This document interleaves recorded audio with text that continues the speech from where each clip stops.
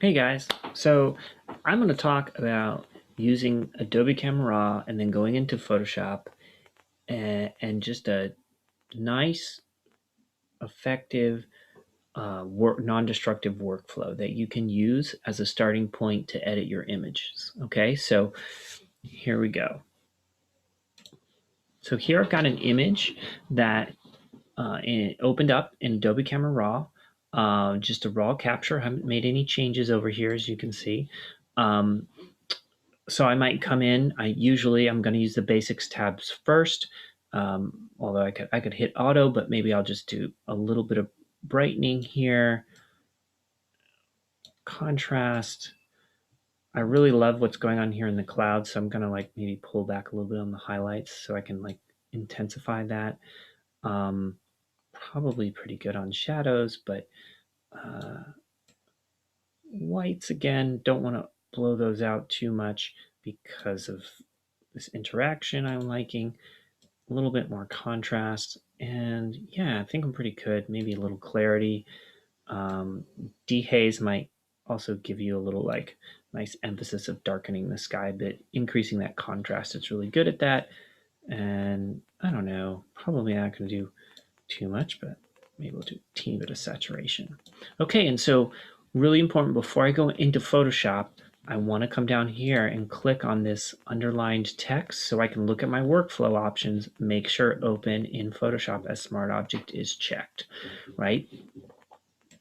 Remember, the reason we do that, now we can go ahead and click Open Object, and then it's going to open in Photoshop, and it's going to open it as a smart object. Now, the advantage of having it be a smart object again is that at any point while I'm editing and I've added layers and all of that, as I'm working in Photoshop, I can just double click on this image and it will take me back to Adobe Camera Raw where I can make some additional changes. Okay, so I'm going to click OK so we can just go back and it will update the Photoshop document automatically. So it's a really nice, smooth process.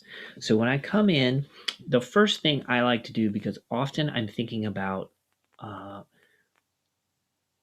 endpoint being a print, is I want to understand on my RGB red, green, blue 0 to 255 scale. I want to understand how bright or dark things really are. Sometimes it's tricky and my assumptions with the eye is not always correct.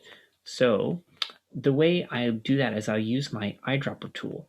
And eyedropper tool is gonna be um, somewhere around here. Um, it's it's it is the usually the eye tool. So there it is. It's up there. It looks like an eyedropper. And what you can do, normally what it does is anything you click on, it changes your foreground color to that color. So if I click up here in this dark blue, it's going to change it to that dark gray blue. If I come down here and click in the white area, it's going to change it to that, and so on and so forth. But if I hold down my shift key, the icon slightly changes, and you can kind of see that. You can see if I get closer to this thing, hold down the shift key, you can see now it has this little target. So if I come over here when that's done and click, say, in this white area, I get a little point that remains. If I want to come down further in my image, say to this really dark rock, it's one of the darkest things in the image, I could click on this to find my black point. So I want to identify my black point and my white point, and then at least a midpoint, something in between that we could understand. And notice as I'm clicking on these, it opened up my info panel automatically over here, which is great. And so I have down here a number 1 now and a number 2. And so those are my points that are indicated on top of the image. And you can see number 1 is that white point, and it's at 249 out of a range of 255. So 255 is pure white, 249 is very close to pure white. My dark rock is listed as 30 in the 30s or 20s, red, green, and blue. Remember, that's what RGB stands for. So it's looking at the red, green, and blue layers. And the numbers are pretty low. It's in the 20s or 30s, so a really dark color. It's not quite pure black, but it's pretty close. So it's giving us a sense of how are we at 0 in that black point, or are we actually, do we have some wiggle room in there?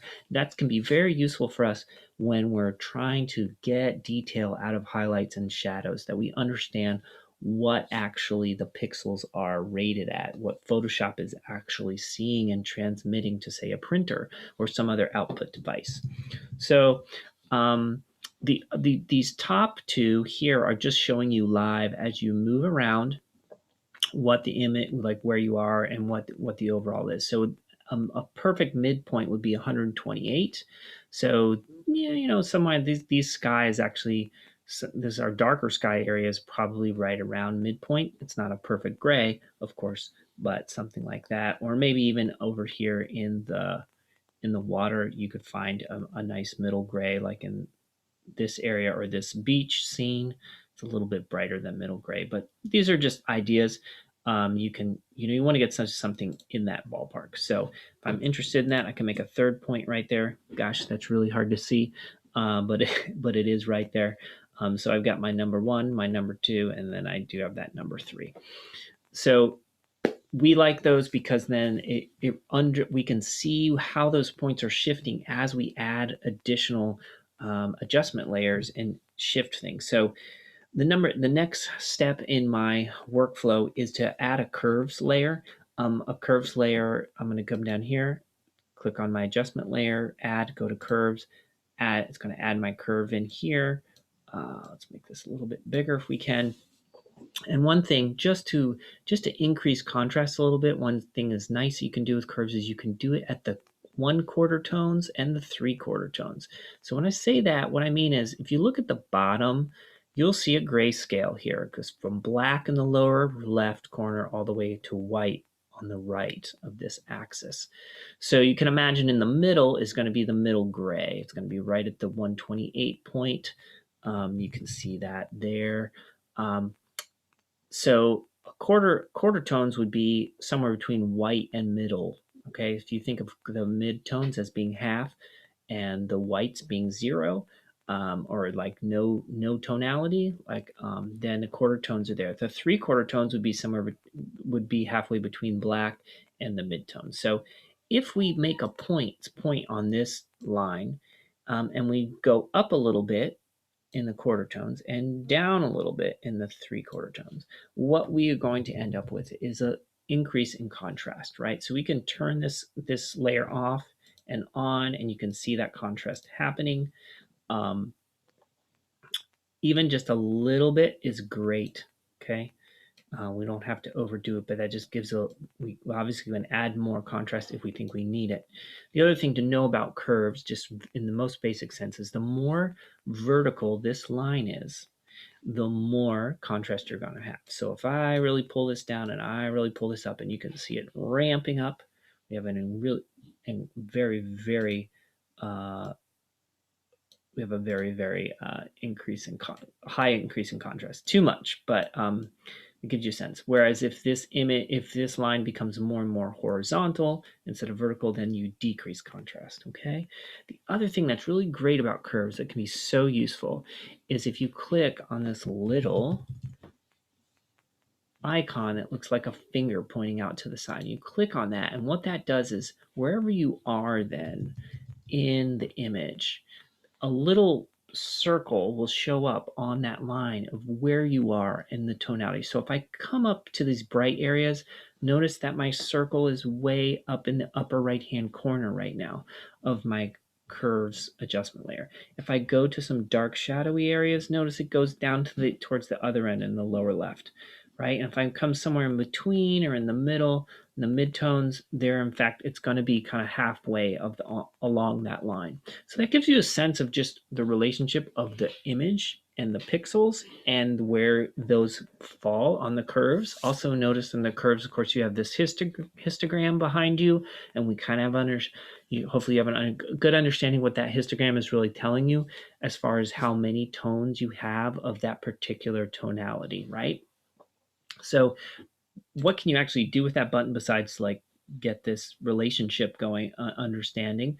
Well, you can actually click on a particular point. So when this is activated, you can say, well, I really want to increase the brightness of this dark shadowy area down here. So if I click on that, okay, then it's going to create another point.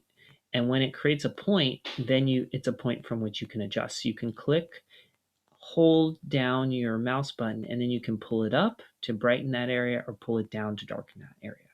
Now it's relational, so as you increase this, it's going to change all the other darker areas too in the image, because we're affecting all of the image right now. Well, everything we're doing with adjustment layers right now is all about is global changes we're making, right?